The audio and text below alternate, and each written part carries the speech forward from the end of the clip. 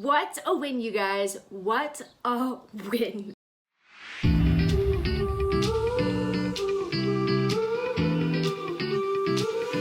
Hey guys, welcome back to another match review. This is Man City 1, Chelsea 2. What? Like, what is going on? I am recording this the day after. Sorry, I was extremely busy and tired last night. And then there was actually a fire across our street that we saw, and that was absolutely insane. Seems that everybody's okay, but yeah, it was a crazy night. So here doing this match review a couple of hours late, but hopefully you guys still enjoy it. I've clearly just woken up, but I'm trying to get it out as soon as possible for you guys. So what a match. This is the first time that Chelsea have won at the Ethiad since December 2016. So 4.5 years since we've won away at Man City. And it was just a crazy game. It was one of those games that I really couldn't believe how everything went down, and I think it speaks a lot to Thomas Tuchel and the Chelsea side that he's built, that we went 1-0 down against Man City and came back to win it. I was not expecting that at all, but let's get into everything. So this game was kind of weird in that it's kind of a preface to the Champions League final, which you really don't usually see the two teams in the Champions League final facing off against each other before the actual final. So it felt like both managers were trying to plant seeds in the other one's mind as to how they could potentially line up in the final to try to get an upper leg. We saw a lot of players were out. It was mostly like B teams for each side. Kevin De Bruyne wasn't playing for City. Mason Mount, Thiago Silva, Ben Chilwell weren't playing for Chelsea. So it really felt like this weird tactical game that, you know, neither manager really wanted to play, but they also wanted to try to draw as many conclusions as possible while making it difficult for the other manager to draw conclusions about their side. Really interesting game to start with. The first half, I really felt like both teams were just like feeling each other out. It was pretty cagey. I think Chelsea and Man City both kind of had their opportunities. Raheem Sterling scores courtesy of a rare mistake by Andreas Christensen. He goes off injured. I hope that he's okay because he's been one of Chelsea's star players since Thomas Tuchel has taken over, and it was really a rare mistake from him. I don't think that mistake happens in a Champions League final. It happened a couple of times that it seems that City were kind of pulling Christensen and Rudiger up the pitch a little bit more, finding space, and then those kind of mistakes happen. So I'm sure that that's something that Thomas Tuchel is going to look at for the Champions League final, but really unfortunate for him. Hopefully he gets better soon. And then Chelsea concede a weird penalty that I really didn't think was a penalty, but it is missed by Sergio Aguero for a Panenka that was probably one of the worst penalties that I've seen in my life, and Mendy just palms it down. It honestly saved Chelsea because otherwise you go 2-0 down to Man City away at the Ethiad, and it would be really difficult to even get a draw at that point. And I was thinking, oh man. So 1-0 down at halftime, not the best, but I was thinking hopefully Chelsea can nick a point from this game and we don't give them too much to go off of in the Champions League final. In the second half, I thought that Chelsea were by far the better side and we were more dominant trying to get into the game. So now I want to talk about some key takeaways that I had from this game. So the first one is that Hakim Ziyech goal. Hakim Ziyech, you know, I didn't feel that he really performed that well in this game.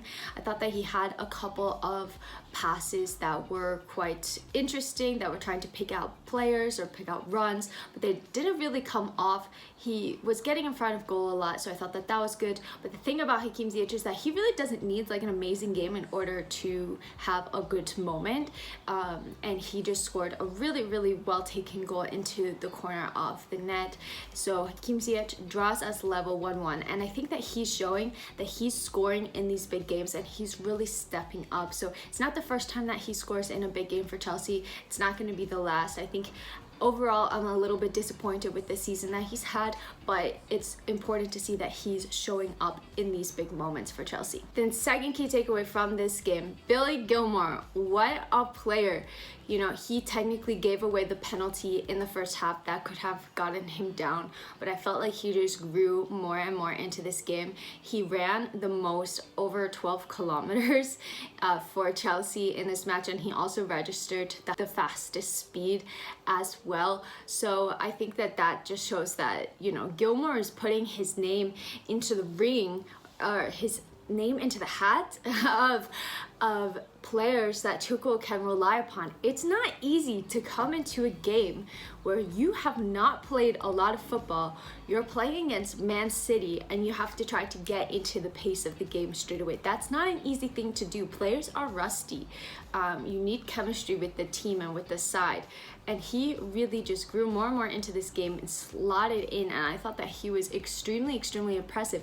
He's still so young, so just another player that Tuchel can rely on. I'm really happy for him because I've wanted to see him play more, so I think that we could potentially be seeing him more and more towards the end of the season, especially with Kovacic still being out injured. The third key takeaway from this match is that Reece James is a baller. I thought that he didn't have a great first half, really. I thought that Mendy was really dominant on that left flank for them, right flank for us, but in that second half he made Mendy's life extremely difficult. He looked so strong. He was putting in some beautiful crosses into the box. He really should have more assists than he does because some players just don't get on the end of them, but I thought that it was a really dominant display from Reece James and that he's showing more and more what he's capable of. He again is still so young and is only going to improve, but he's just so strong, really good defensively, and offensively he's wonderful as well. So I thought that he was one of the main game changers in that second half for a reason as to why Chelsea were attacking and weren't giving City as much on the ball. My fourth key takeaway, like, Marcos Alonso still has it in him. What was that? I mean, it was just such a throwback. Marcos Alonso is such a funny character for Chelsea because sometimes you love him, sometimes you hate him. I call him the guy with 9 lives because he just keeps coming back. There's always rumors he's going to be sold, or he finds himself out of a team and then he finds himself back in it. And in classic Marcos Alonso fashion, he got a goal in the 92nd minute of 93 minutes in the game. And it wasn't the best well-taken goal. Him and Cal almost collided and it didn't come off. But it was fantastic, and you know, it's nice to know that you can still rely on Marcos Alonso to pull off something incredible out of nothing in these big games. It's really funny. I screamed my head off. My husband thought that I was injured and he was like, oh my god, I thought that something happened, like you have to scream something else. I was like, I cannot control my reaction in these moments. Like I was not expecting that at all, and somehow Chelsea go from potentially being 2-0 down at halftime to 2-1 up at the end of the game and getting 3 points. Which brings me perfectly to my next point. Chelsea are now in 3rd place. We have skipped over Leicester, who had a stinker against Newcastle and lost 4-2, and they're starting to kind of self-implode a little bit. I thought that they wouldn't because they had been really strong, but now it looks like they're getting that towards the end of the season and not performing as well, getting those results. So now Chelsea are 6 points ahead of West Ham, who have a game in hand. So if they win, they'll be at least 3 points ahead of them. And they're 1 point ahead of Leicester, and we still have to play Leicester. Now I was nervous about that game, but now it's looking a little bit better for Chelsea to play against Leicester even. So, you know, we're talking about getting top 4 now in 3rd. It looks with each game we are solidifying more and more that top 4 place, that really important Champions League spot for next season. And then that brings me to my last and maybe most important takeaway of this game, Thomas Tuchel. Thomas Tuchel, I don't think you'll find a Chelsea fan that's unhappy with him. In the space of 4 or 5 months, he has completely changed the game, changed the way this Chelsea team plays, changed the way that they think of themselves, that the fans think of them as well, that rival fans, that other people think of them. I have people coming up to me and saying, wow, Chelsea are so dominant right now. It must be really nice to be a Chelsea fan. And I think you have fans all over Europe scared of this Chelsea side, because let's not forget, they are still very young. Kai Havertz is what, 21, Timo Werner 25, going to be coming into his prime soon. Mason Mount is just 22. Reece James is 20, I think. So they are such a young team with so much potential, and you have Thomas Tuchel, who has somehow managed to make them into this incredible, almost unbeatable side that's not conceding a lot of goals and that's starting to score more goals. And it just seems that he has a plan for every single game. And the other thing that makes it so impressive is that he's rotating these players. We have a lot of squad depth, but we're still getting the results. So that makes it more difficult for other managers to try to plan to set up against Chelsea, because you just have no idea who he's really going to start in these games. Like I've been saying in my previews, I have such a hard time trying to pick a starting 11, but that is also a nightmare for opposition teams as well.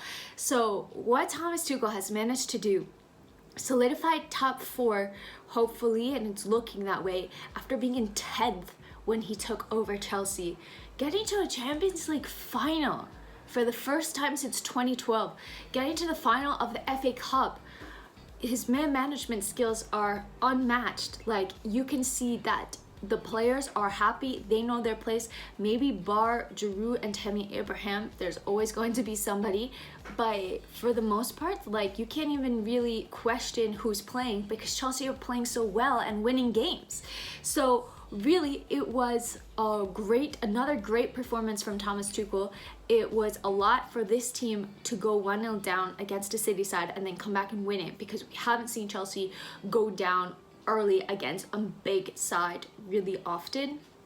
And yeah, it's just been an incredible achievement for Tuchel, and I really hope that he stays for a while. Like, he is so brilliant. He's completely blown all of my expectations, and I could not be happier for him. Like, I love this manager. Overall, massive win for Chelsea. Does it give them an advantage in the final of the Champions League? Potentially. Thomas Tuchel has already beat Pep Guardiola 2 times, but we all know that the one that really matters is this Champions League final. I low-key hate that we're playing against them, because I could not bear to see them lift the Champions League trophy. So, you know, I do think that it could be a slight advantage to Chelsea, because now Thomas Tuchel can kind of get in his head and say, oh, I've already won against you twice. Like, I could perfectly do it a 3rd time. Pep Guardiola might be overthinking the tactics. Thomas Tuchel might have given him some things to think about. Who knows?